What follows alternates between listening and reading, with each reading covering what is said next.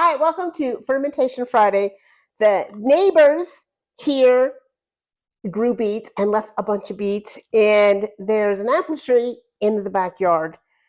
And I thought, let's ferment beets and apples together. I'm going to do my brine. Obviously, first, I'm going to do a 2% brine here. So for 1 cup of filtered water, I'm going to do 1 teaspoon of fine sea salt. Now, here is the challenge. Beets can ferment for long periods of time, where something like fruit, like your apples, they tend to get soft super quick and super easy.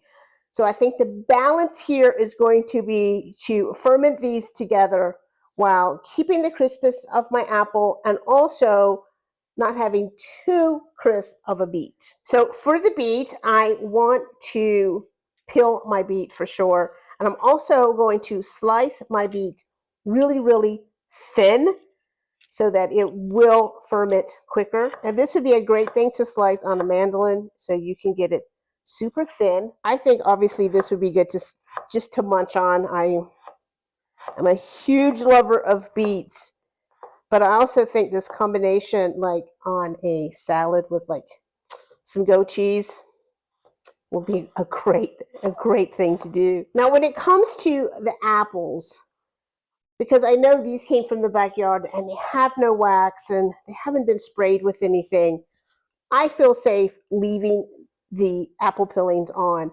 If you're going out to buy apples, I would get organic. If you have the ones that have wax on them, I would definitely peel them.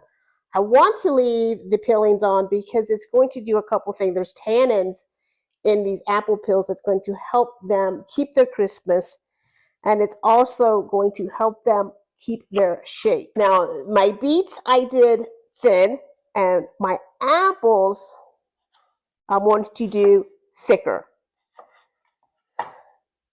So that's kind of my size difference. Now, here are some things. If I was in the galley and had access to a lot of my things, I think some things that you could put in here that would be great is some fresh ginger, maybe a cinnamon stick, some cardamom pods. So I think there's a lot of things that you could add in here for a little extra pizzazz, but I don't have any of those here. But I do have some mustard seeds. I might add a little mustard seeds. And then I think I'm just going to alternate beets and apples. I haven't tasted one of the apples from the backyard yet. It is good. Definitely on the tangy side. Now, I just did 2 cups of brine. Let's see if that's enough. It's really not. So this is what I want to do because, as you know, here in Colorado, I don't have access to my weights. So what I'm going to do is, I love my cabbage leaf to keep everything down. Because even with the weight, this jar is so wide that those little pieces of apples or beets could come out of there. So I'm going to use my cabbage leaf to secure that everything's under the brine, my little barrier here. Look how that's already pinking up, isn't it? And because I don't have my fermentation weights, you can always use some kind of a little jar. I'm going to put that in there, and just for the added weight, I'm going to go ahead and put 2 just for that added weight.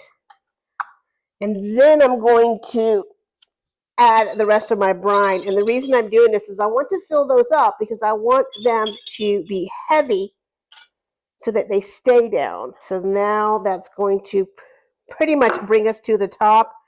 And I'm going to have everything under the brine. Again, this is not going to have to sit for a long time. I'm going to check these probably in about 3 days just to make sure those apples aren't getting mushy. I will actually bring you on that journey with me. Doesn't that look pretty soft? I did these on Monday. It is now Sunday. I definitely want to try an apple if I can distinguish them.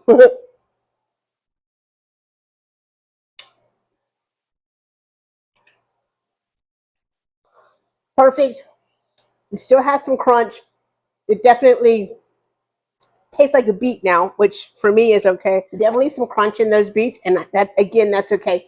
The beets could go for another week or two, but I am going to pull this today, and this is going to be such a great thing to munch on. And I mean, you can see even the peeling is still on. The peeling isn't getting all wrinkly or anything, so they are perfect. So I do declare this an extreme success. Again, there's a lot of different flavoring additives you can add in here.